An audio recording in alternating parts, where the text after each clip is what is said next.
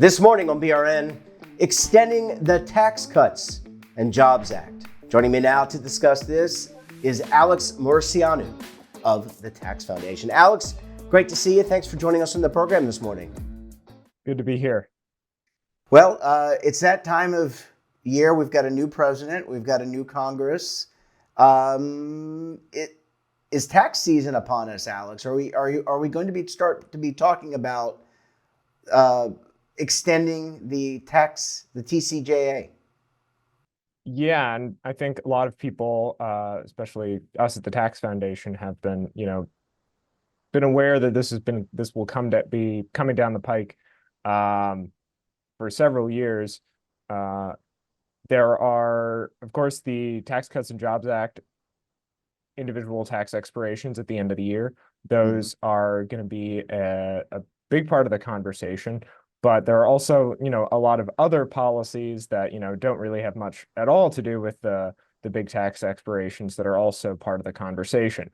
So there's a lot to consider, and there could be significant change this year. So, Alex, when you look at the timeline, so I believe the expiration date is 12/31. What does the timeline look like to put this together? How could this unfold? I'm not going to hold you to it, but an idea of the timeline of how this all unfolds.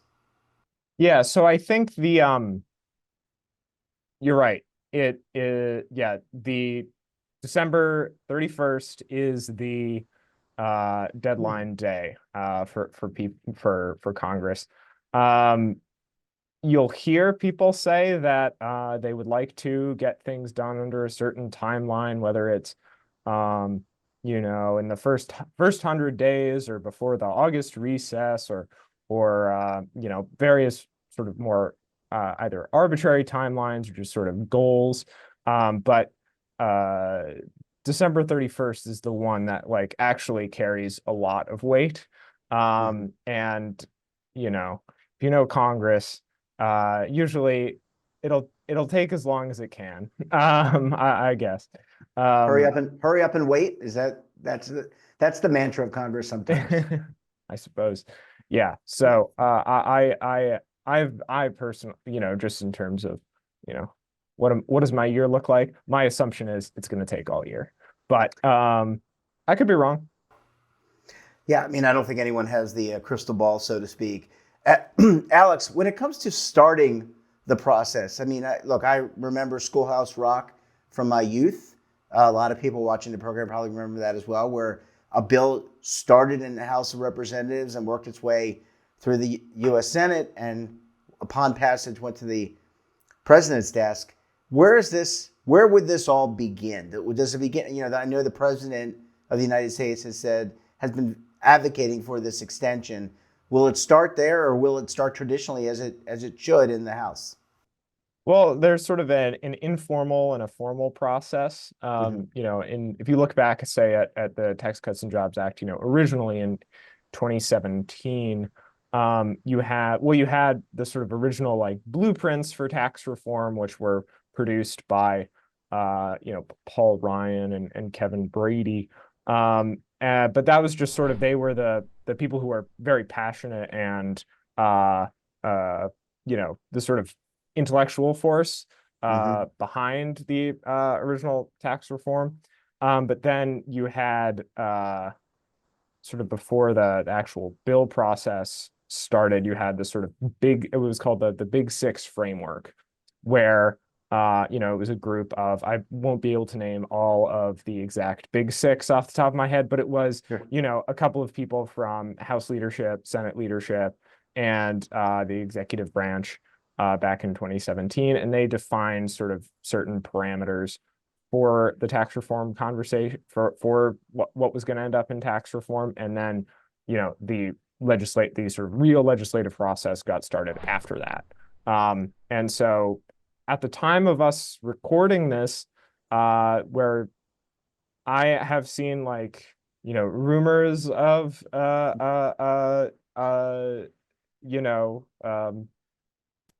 that there have been articles about rumors about some sort of framework coming together soon. but so we're not at that stage yet. I guess that's sort of an informal process. That's not. Yeah, I guess I said that at the top. It's an informal Yeah. process. So Well, Alex, timeline, we're unsure of the exact timeline, but what are some hurdles or barriers that might get in the way of either drafting a bill or ultimately passing the bill? I think there are a few core trade-offs that the members of Congress will have to balance here. The on the one hand, you have there's a clear sort of economic imperative and just sort of a tax simplicity and predictability sort of policy imperative to make tax provisions permanent. That taxpayers don't have to worry about planning for how the tax code is going to change. Businesses are have more certainties. They're more willing to make investments, long-term investments, if they have sort of stability and predictability. There's some clear economic reasons to do to make policies permanent, but at least for the from the perspective of sort of budget scoring, making policies permanent shows up as like a much larger number than, say, extending the tax cuts for like a year with the plan to extend them again, but for the purposes of budget scoring, you will only be punished for doing the tax cuts for a year.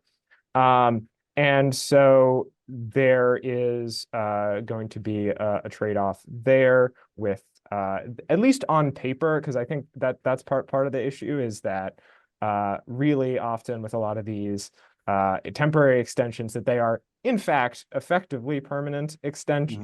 They're effectively going to end up costing the same amount. It's just that they'll only be counted for 1 year every year instead of being counted for 10 years. So I think there's going to be an instinct to do there's an instinct to do the temporary policy because it scores as smaller on paper, even though I think in reality it will end up being pretty similar without some of the economic benefits. So that's one. I think the other